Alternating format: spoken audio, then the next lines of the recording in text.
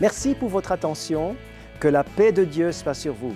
Le message que j'ai gardé pour vous, que j'aimerais vous partager en quelques instants, s'intitule « Stop au christianisme light ». Oui à la foi profonde, plaidoyer pour une foi profonde.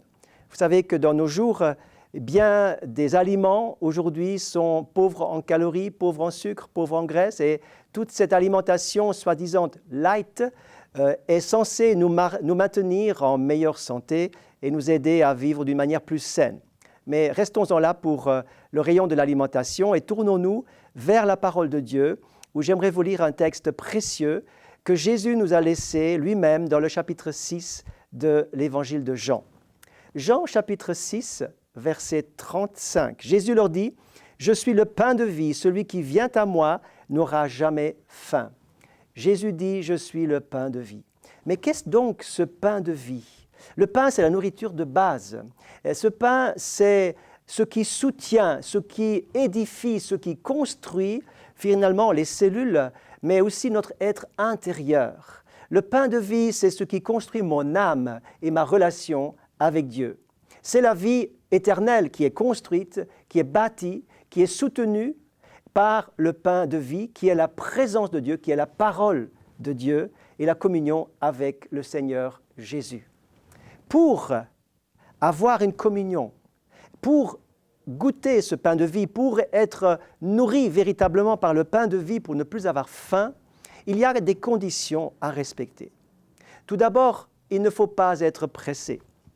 Vous pouvez bien sûr écouter maintenant sur différents supports la Bible, que vous soyez en route, en train de marcher, écoutez votre iPhone et puis votre tablette peut-être, le message qui est donné.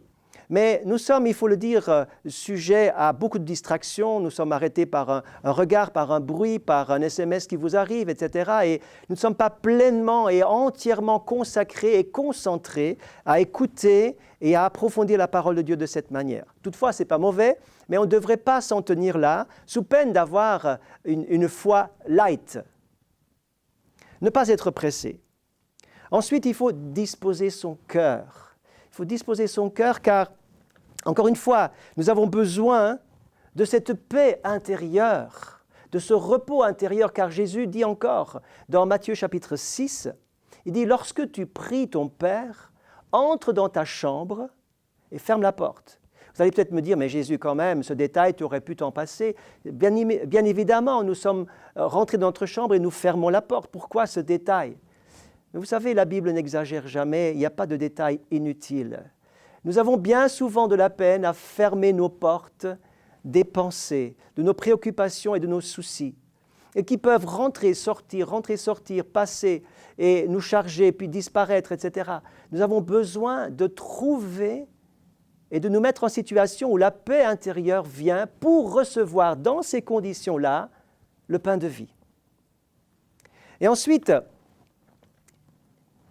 alors que ce pain de vie vient de la parole de Dieu, il va nous conduire dans des océans de profondeur. Et dans des niveaux plus profonds, nous avons véritablement besoin d'être disposés et d'avoir un cœur ouvert. Dans une même assemblée, dans une même église, dans une même réunion, une rencontre, un culte, peuvent être assis deux personnes qui sont venues au culte, mais dont l'une et l'autre vont entendre les mêmes choses, participer aux mêmes choses, aux mêmes activités, chanter les mêmes chants peut-être, écouter la même prédication peut-être, prier même l'une et l'autre, mais l'une va sortir édifiée, réjouie, transformée, ayant l'impression d'avoir été nourrie profondément, tandis que l'autre va sortir exactement comme elle est rentrée. Pourquoi ? Parce que l'une avait un cœur ouvert et l'autre pas. Il faut un cœur réceptif, un cœur ouvert, libéré de tout ce qui pourrait empêcher le pain de vie de nous nourrir véritablement. C'est pour cela qu'il faut avoir soif et faim de la parole de Dieu, avec un cœur réceptif et ouvert. Avancez en eau profonde, disait Jésus à Pierre. Avancez en eau profonde, jetez vos filets, c'est là que vous trouverez. il nous faut avancer en eau profonde pour découvrir la parole de Dieu, découvrir la volonté de Dieu, découvrir ce qu'il a pour nous, découvrir quelles sont ses attentes, découvrir quelle est sa volonté. Est-ce que Dieu peut partager quelque chose avec vous uniquement si vous êtes branché au light? Non.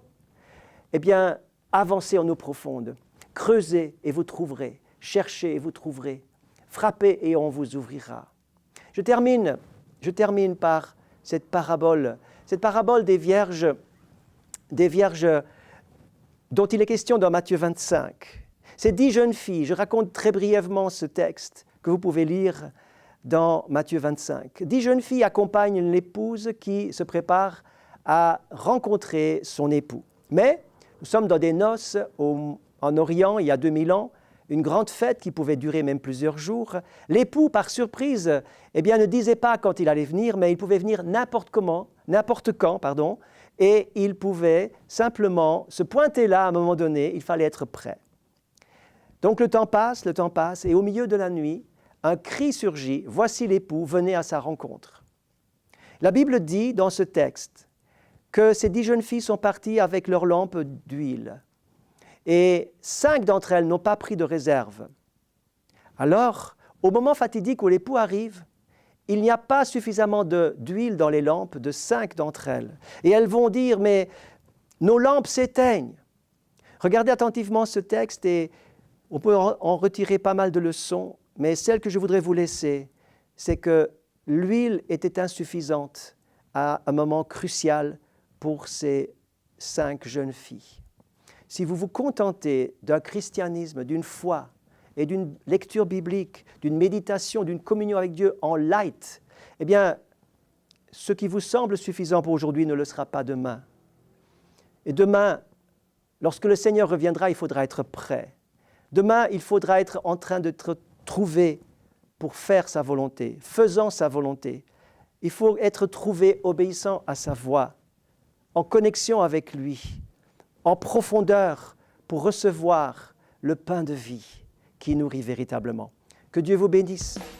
Partagez ce pain de vie avec d'autres qui, eux, sont aussi en recherche. Et à partir d'aujourd'hui, dites stop au christianisme light. Que Dieu vous bénisse.